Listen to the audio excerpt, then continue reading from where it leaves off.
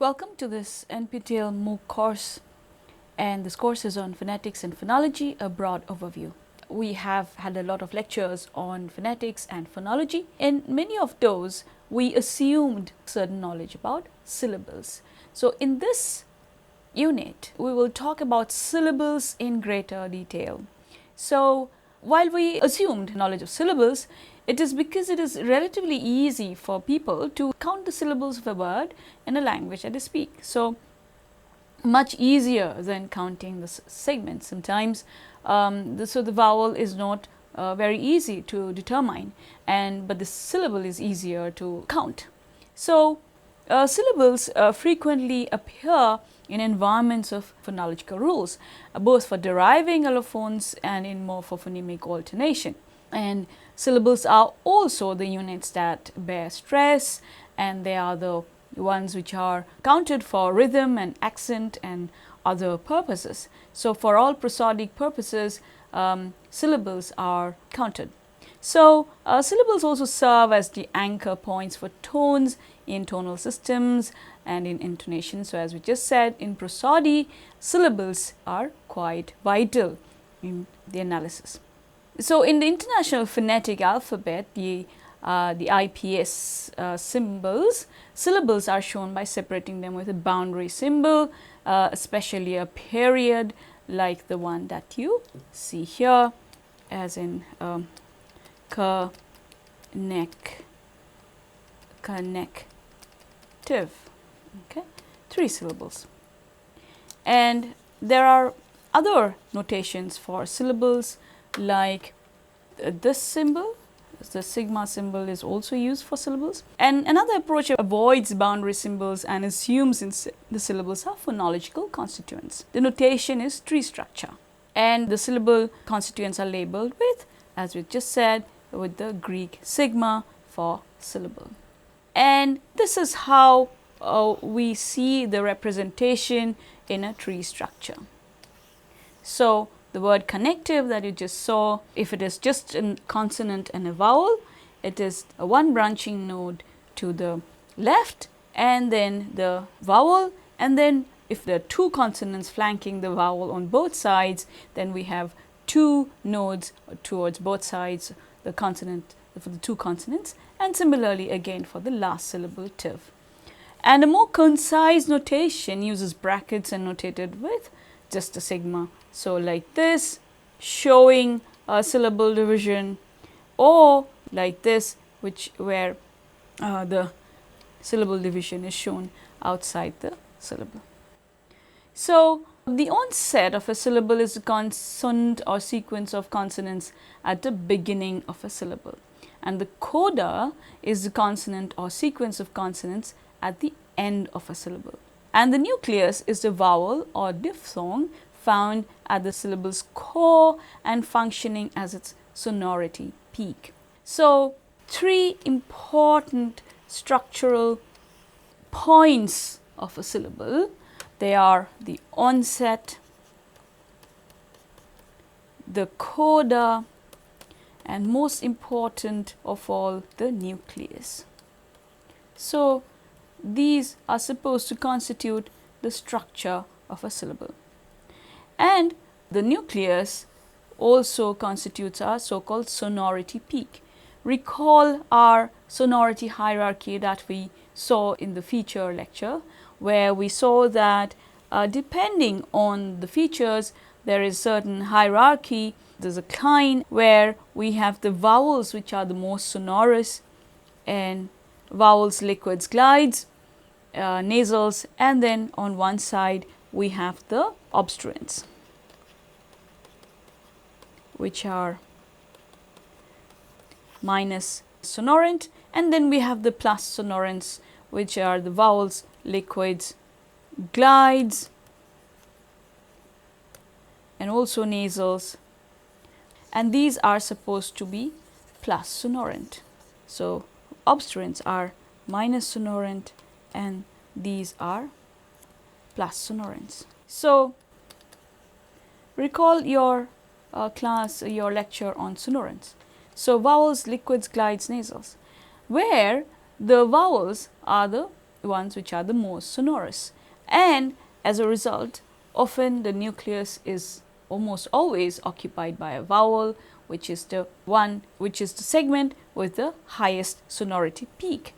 So it is obligatory for a syllable to have a nucleus, very common to lack a coda in languages, and less common to lack an onset. So that is more or less how you would see syllables in languages. A syllable would always have a nucleus and an onset most of the time, but across languages to lack a coda is more common. So the linguistic pressure, the pressure in a language is to avoid a coda, but to have an onset, to have a nucleus always, and if possible have an onset, but do the most to avoid a coda. So in general, that is what we see in languages. Of course, there are very many languages which have codas. It's not as if there is a complete ban on codas.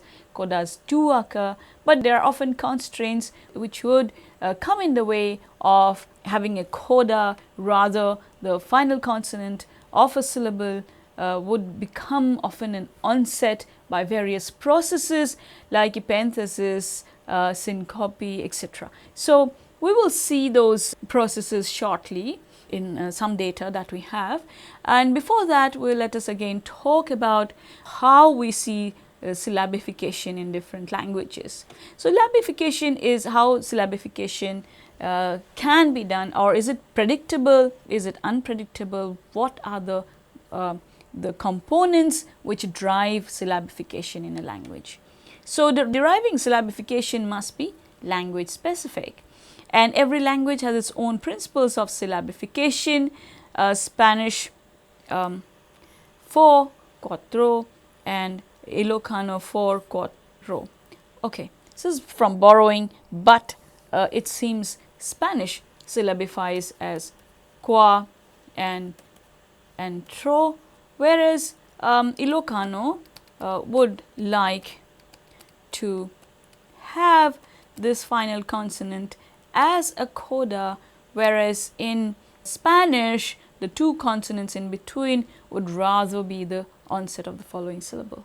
And cross-linguistically, or the linguistic principles which drive these kind of syllabifications, they're both okay with this, in the sense that, as we just talked about this before, a syllable would always want to have a nucleus, which it does, and an onset, which it does, but tries to avoid codas, which is clearly seen here, that both the consonants are now the onset of the following syllable, whereas Ilocano satisfies the universal sort of a characteristic among languages to avoid codas, to have a nucleus as well as an onset, and this is satisfied in the sense that Ilocano does not syllabify like this. Now this would go against the syllabification tendencies that we see in languages. This is not seen. However, this is a possibility because it satisfies what we see cross-linguistically, a constraint to have onset.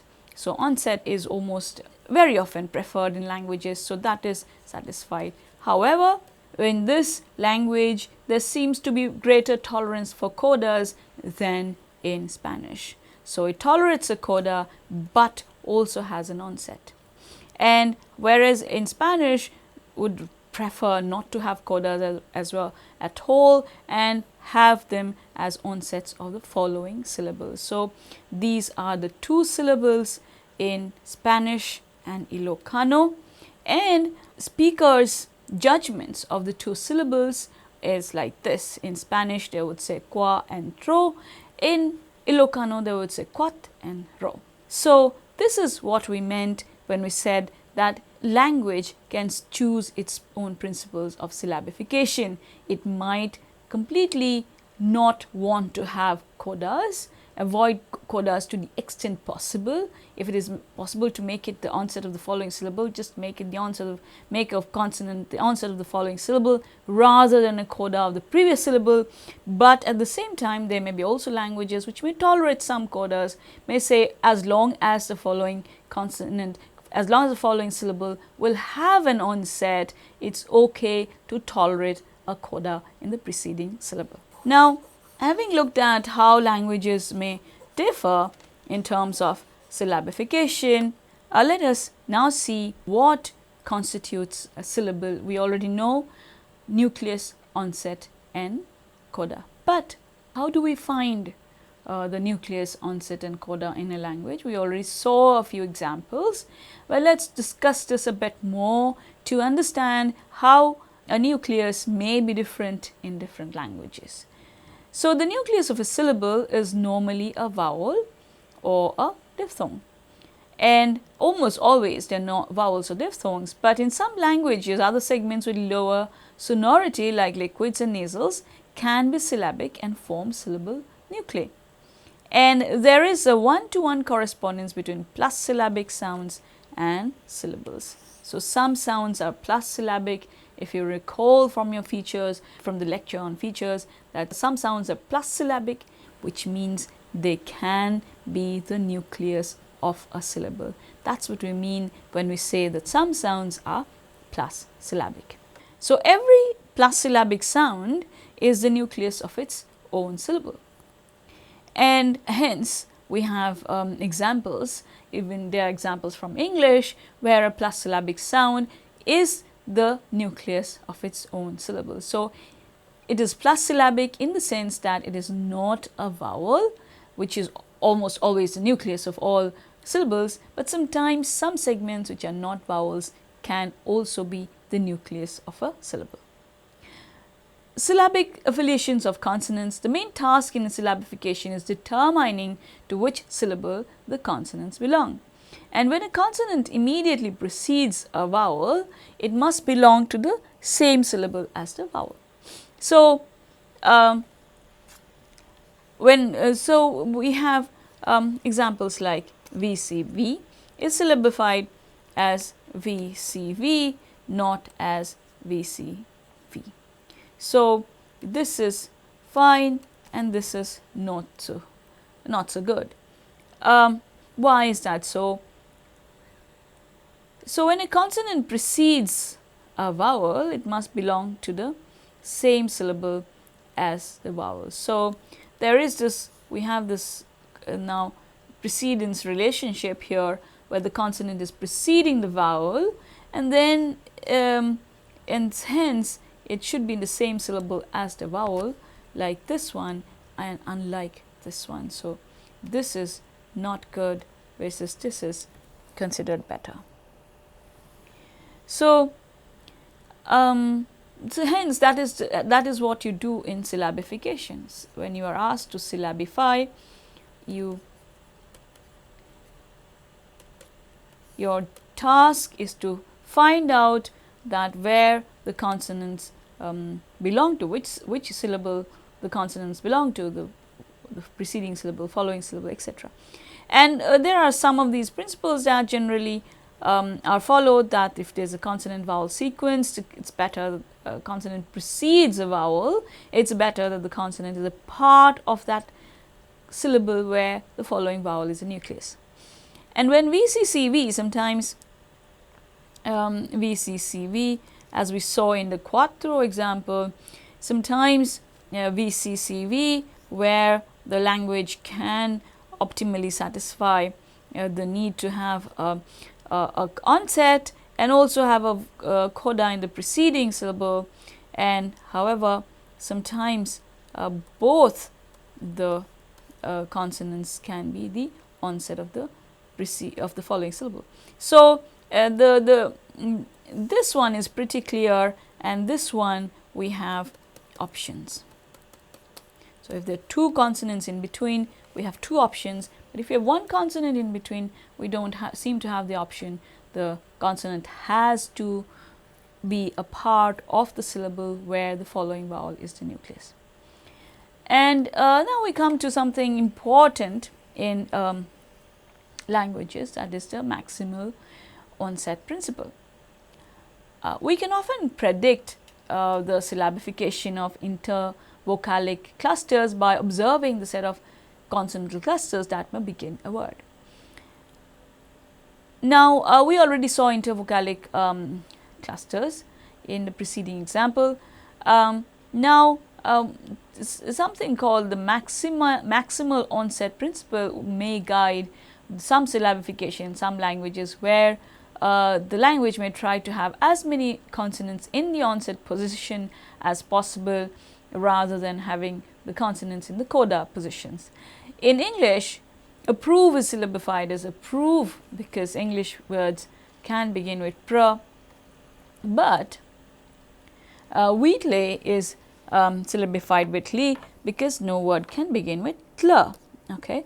As a rule of thumb, languages will prefer to have syllabification where the consonant cluster is a legit consonant cluster in that language. And if it's not a legit consonant cluster like tl, which is not possible in English, then the syllabification will prefer to not have, will not prefer this syllabification, because tl is an absolutely impossible sequence of consonants in English. The maximal onset principle can predict syllabification in languages, but is not infallible. That is important to remember. It maximizes onsets, and in English that is followed to the extent that that the consonant clusters are legit consonant clusters, are the consonant clusters which are possible in English, but if the consonant clusters are not possible, then the maximal onset principle is not followed. In Ilocano, quattro is syllabified quat and ro, even though there are words that can begin with tra. For example, tes, as in 3. So hence it is not the why did Ilocano choose the syllabification. It's not because that the is not possible, unlike the English example where the was not possible, and hence maximal onset principle was not satisfied. Here maximal onset, maximizing the onset, is not satisfied, even though tra is a proper consonant sequence in the language. The maximal onset principle, though useful, is not specific enough to be part of a phonological analysis. So that is the issue with the maximal onset principle. It's very useful to show that the languages have this preference for maximizing onsets at the cost of not having onsets, not having codas, but it's not as if that that is a constraint that is very strictly observed by languages, because language, as we saw from the Ilocano example, the language even though has this cluster, did not satisfy the maximal onset principle. The reason is that a full grammar of a language should say what the word initial onsets are. And so how do we have a scheme for syllabification? There are 3 rules that apply. One is syllable assignment. Assign syllable nodes to be in one-to-one correspondence with plus syllabic sounds. And onset formation. So we assign syllable nodes. So syllable nodes are assigned. Suppose there are CV, CV, CV. So we assign syllable nodes such that the nucleus is the V and the onset is the C. Now, onset formation. Join consonants to the following syllable provided the resulting cluster can occur at the beginning of a word. So, as we just said, what do? We join consonants to the following syllable, and like this, there's a following vowel and there's a preceding consonant, and as a result, this is one syllable. Again, this is another syllable. And so we have the nodes, and then we connect the consonants with the onsets if there is a following vowel. So we have to remember that when we have consonant clusters at the beginning, at the consonant clusters, those consonant clusters will have to be legit consonant clusters in the language. For instance, the, l can never be in an onset position in English, because that is never the beginning of a word in English. So that is one thing to remember when you are assigning onsets. While assigning onsets, whether the CC, the consonant cluster, is a legit consonant clusters, CC has to be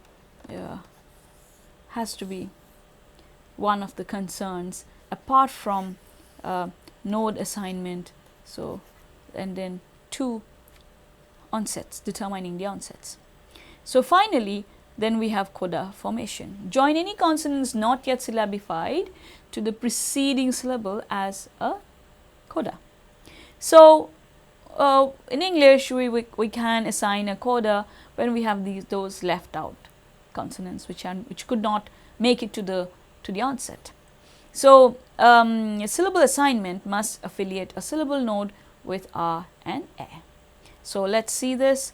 Contract, the underlying form, then syllable nodes. We have two vowels here. We have the syllable assignment, the node assignment to 2 vowels. Then the second step of assigning the onset.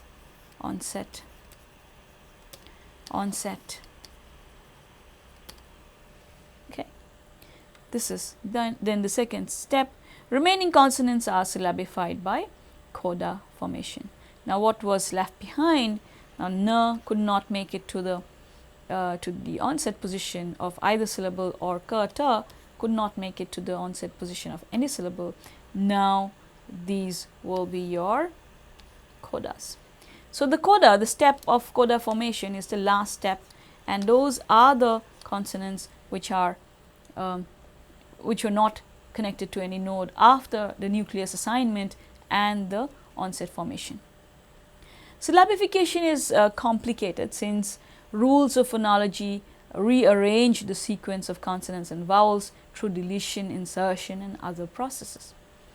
One held view is that rules of syllabification are persistent, and that is, underlying phonological representations are syllabified by the syllabification rules at the outset of the derivation. So persistent syllabification is persistent in the sense that hardly any consonant or vowel material in a word will be left out unsyllabified. So those are and we see that from various processes, phonological processes of insertion, deletion, and other processes. So that is, underlying phonological representations are syllabified by the syllabification rules at the outset of the derivation. So before all our segmental rules apply, we have our syllabification rules. So whenever a phonological rule applies, the syllabification rules reapply if possible. So now we see from some real linguistic examples about how syllabification and phonological derivations what role the syllables play in phonological derivations. Syncope rule deletes the second vowel of a word when it is not adjacent to a consonant cluster or final consonant. So we have Tonkawa syncope. What happens in Tonkawa syncope is that the vowel goes to null, so which means the vowel is deleted in a position. So it deletes the second vowel of a word when it is not adjacent to a consonant cluster or a final consonant. So in this position, the vowel is deleted. Okay. So what does it show us? It shows us that that if there are the second vowel can be deleted now, and it shows us that we have this kind of a syllable in Tonkawa instead of a CV CV CV syllable. Tonkawa now would like to have one vowel deleted so that it has two consonants in that position.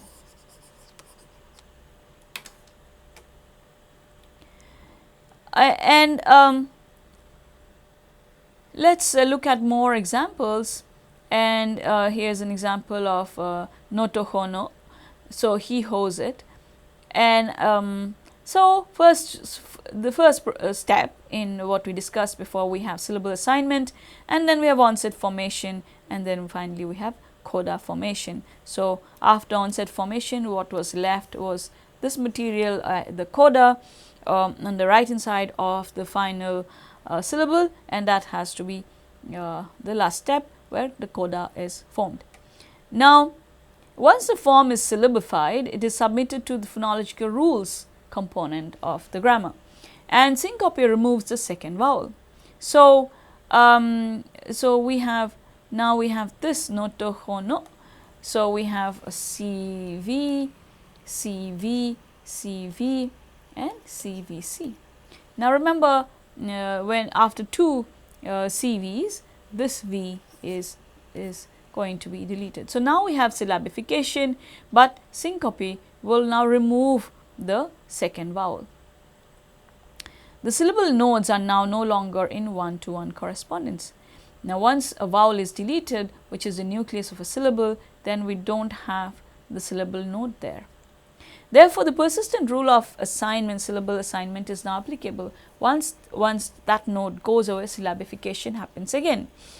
And we have again persistent syllabification. We have not hono.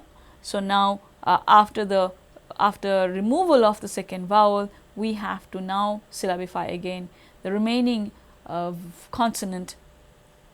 The consonant which is now left behind after the deletion of the vowel has to be assigned a syllable node, and it becomes a part of the previous syllable.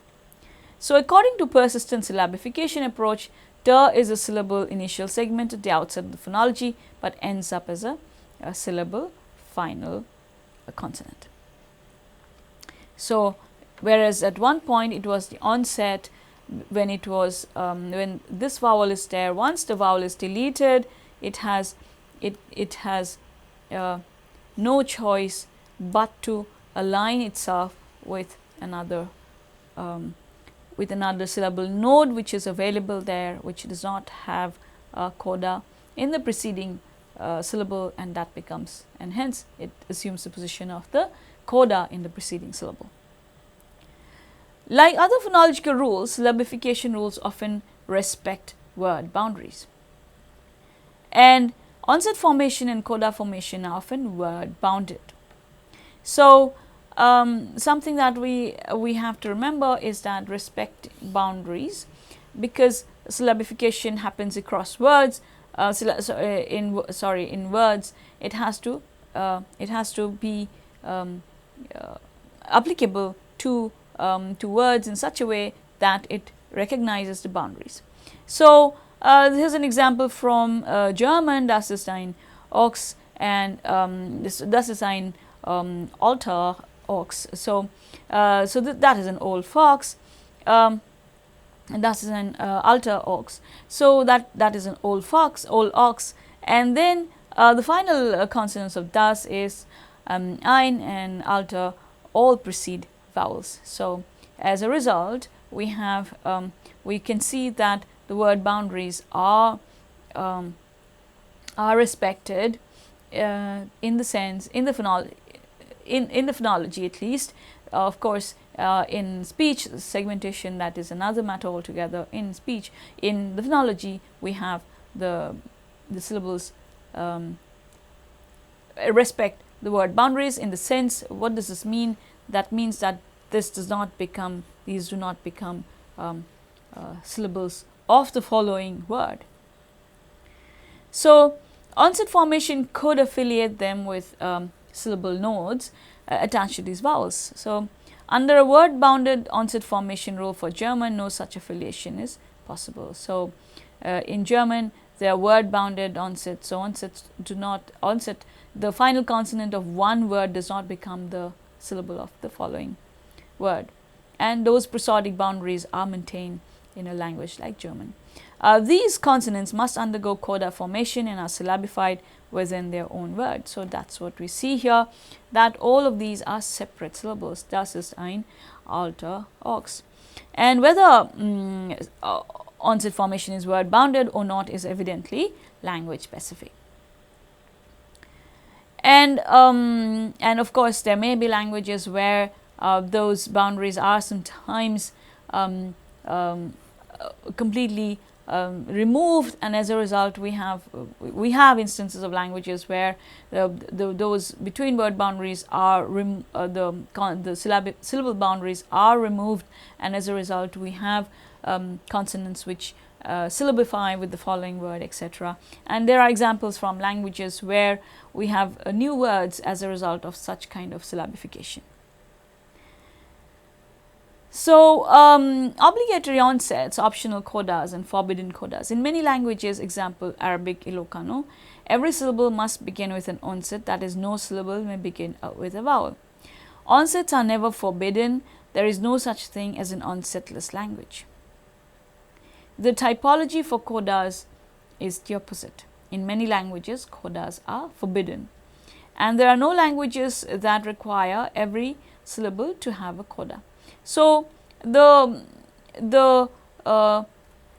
importance of onsets and codas are the relative importance of onsets versus codas is something to understand, is something important that should be understood. In many languages, every syllable must have must be given with begin with an onset. So there are languages which obligatorily prefer onsets, and no syllable may begin with a vowel. So if there is a syllable with a vowel, the language will insert a consonant so that it has an onset. So there are those languages, but there are no languages so onsets are never forbidden. So it's no language ever says that delete the consonant so that the onset is not there in the vowel. So that's an absolute impossibility, and there's no such thing as an onsetless language. So however, there are languages which obligatorily prefer to have onsets. The reverse applies to codas. In many languages, codas are forbidden, and there are no languages that require every syllable to have a coda. The only universal syllable present in every language is CV. And the preference for syllables to have onsets can be seen in German. The vowel initial syllables undergo a rule of glottal epenthesis in careful speech. They will surface with glottal onset, and that is often seen in languages that epenthesis, as we just discussed, is one of the ways to repair if a syllable which does not have an onset. So one of those preferred consonants is that of a glottal stop. And glottal epenthesis is found often in languages when before a vowel a glottal stop is often inserted as the onset of a syllable. So so now we see the three steps that we first discussed, that if we take the German example of Das ist ein alter Ochs, so we have all these 6 syllables, and we have the syllable assignment, onset formation, coda formation, first syllable assignment, and then we have onset formation, and then we have glottal epenthesis. So and as a result, we see that this language is trying to maintain the syllable boundaries between the word boundaries between the different syllables. So as long as it is the same word, we have a glottal epenthesis, and if it is a different word, we have a glottal epenthesis, but if it's the same word, of course we don't have a glottal epenthesis. So neutralization in codas. Coda position is often the location of neutralization, and we often see that in languages that is which do not prefer to have codas so much. The codas are limited in such languages. We'll give some examples. Here we have an example of Chibaeno. There is a contrast between the liquids la and ra. In certain positions, an optional rule of liquid gliding applies, converting la to the tap la and the tap to ra to ya. And neutralization in codas. Coda position is often this is a triple neutralization, because the ya is also a phoneme of this dialect. So, and both of these are neutralized to ya. So, forms with we have karta, we have ikata, and so we have these neutralizations for both la and ra. In all cases where liquid gliding applies, the la and ra occurs before a consonant or word finally. So, hence we can see that where does this happen? It happens only in the coda positions. To formulate a rule that applies both preconsonantly and finally, an analysis proposed to use curly brackets. These are notational devices that denotes the logical notation or. We can say that in Chibaeno, the sonorants, some sonorants, la and ra, become ya in the position where they are word final or in the coda position, and liquids are converted to ya if they precede a consonant or are word final. Many linguists have said that curly brackets are not very useful, and for many cases like Chibaeno, liquid gliding, a widely adopted alternative solution, is supposed that the environment is syllable final. So, liquids just become ya in a syllable final position. Thus, the neutralization of liquids occurs in coda instead of saying that two positions, a word final and preceding a consonant, it's much simpler to say that that's a coda position. And then other processes which apply to syllables are fortition and lenition. Phonological rules often alter onset consonants so that they have a tighter constriction in the vocal tract. Such changes are described as fortition. Fortition means that fricative becomes a stop, or as a result there is a tighter constriction in the vocal tract, so becoming stronger. In some cases, fortition is a small effect that produces only subtle allophones. In English, the first onset n is given tighter articulatory closure than the second n in a word like none. The difference is so small, it's not depicted in IPA transcription. Now, that is the difference between onset and codas, and codas are susceptible to rules of neutralization, to rules of not fortition but lenition, whereas onsets are the reverse. Onsets are preferred, they're not neutralized, or they are strengthening rules rather than lenition rules. So, the glide ya in onset position is realized as a fricative ja. It retains the same general principle place of articulation but acquires a much tighter closure. And in coda, ya appears. So, how do we express the Porteño Spanish glide fortition? We just say that the glide becomes ja in the environment where there is a preceding syllable position. So, syllable initially, ya becomes ja.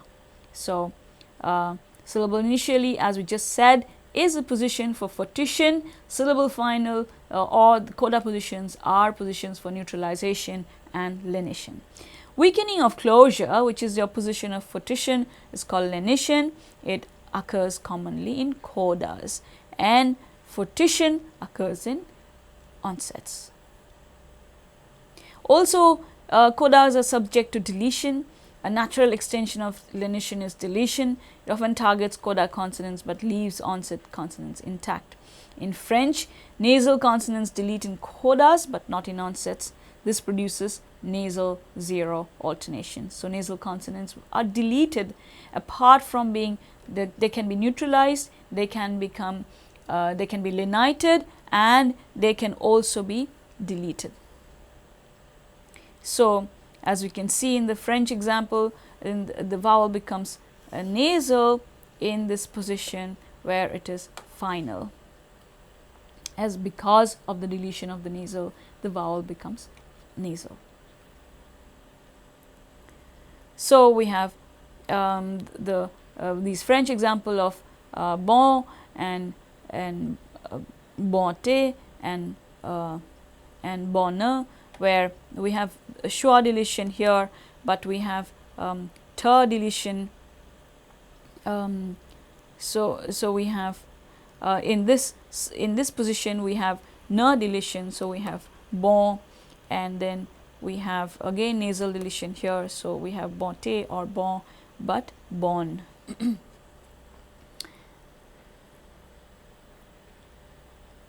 And similarly, so these are the surface forms of bon, bonté, and bon.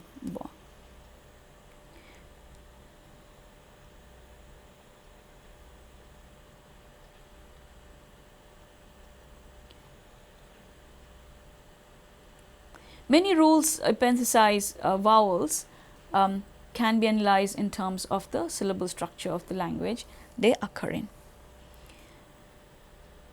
So, vocalic epenthesis often makes it possible to syllabify consonants that otherwise could not be syllabified. So, we have Yuvalmeni Yokuts, a Phoenician language of northern California. The first row of data gives 4 partial verb paradigms.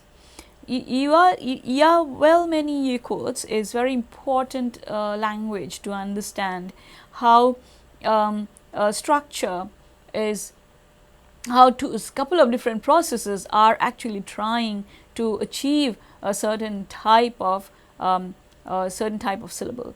So, there are a couple of rules of epenthesizing, vocalic epenthesis, and syllabification, which would not be easy to understand if we did not have the idea of syllabification in that language.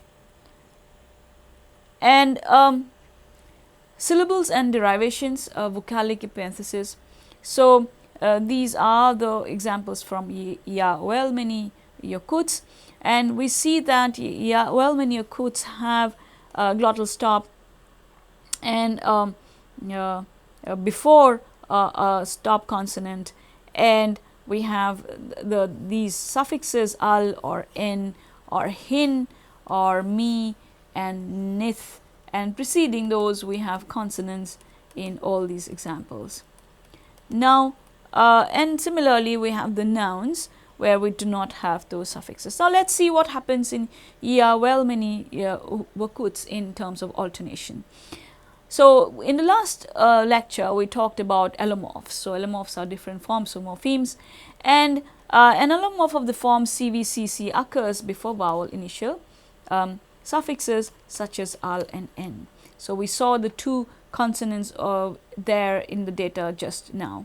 An allomorph of the form CVCCIC occurs before consonant initial suffixes such as hin, mi or nith. So, what is the difference between these two? One is vowel initial, the other is consonant initial.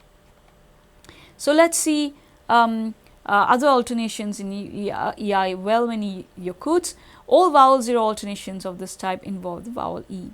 This suggests that the alternation is due to epenthesis not syncope. So, which means we saw the process of determining whether something is epenthesis or deletion in the last class, and we won't go through those processes again. So, suffice it to say that we have to insert a vowel if there are two consonants. Now, we have the application of the rule here. We have the underlying form pakt al, and then we have pakt hin, and we have pakt. So, these are the underlying forms, but let us see what happens in these two forms. Okay, so now we already see that we have epenthesis applying there, and as a result we have the surface forms of pakt hin and pakt hit, but not here when you have pakt al. So, all Yuval-Many syllables begin with a single consonant and end up to end with up to one consonant. So, as a result, when we have clusters like this, Yuval-Many Yokuts introduces epenthesis, and the underlying representations that undergo epenthesis are the ones that could not be syllabified under these limitations. An alternative is to let the principles of syllabification do most of the work. Syllabification incorporates whatever it can, then epenthesis provides a vowel to permit syllabification of the remainder. We must state proper rules of onset formation and coda formation for Yuval-Many, which forms onsets and codas of just one consonant. So, onset formation in Yuval-Many, just a single consonant to the following syllable. Coda formation is just join a single and unaffiliated consonant to the preceding syllable. Onset formation must precede coda formation, forcing the syllabification. So, here, so along with morphophonology in Yuval-Many, we understand that the idea of the proper syllable in Yuval-Many drives all these types of epenthesis in the language. So, we have onset formation with these onsets, and then we have coda formation with the remaining consonants, but then there is still something remaining. There are these parts remaining even after coda formation, and that's when we have the syllabification. There are still consonants in the second and third forms, and they are unaffiliated with any syllable. Such consonants are, these are the stray consonants now. These are the stray consonants which have to be syllabified. Suppose that epenthesis is formulated to repair any consonants that are left stray following the initial application of syllabification. That rule can be expressed as, so null goes to the vowel E if there is a following consonant. So, insert E before a stray consonant, and E means an unsyllabified consonant, and since only two representations include unsyllabified consonants, only they trigger epenthesis. Since syllabification rules are persistent, they will reapply, establishing the normal syllabification on the surface. So, finally, we have syllable assignment, we have onset formation, we have coda formation, and we have the surface forms where E had to be inserted because the particular kind of coda was not possible. The stray consonants had to be adjusted with the epenthesis.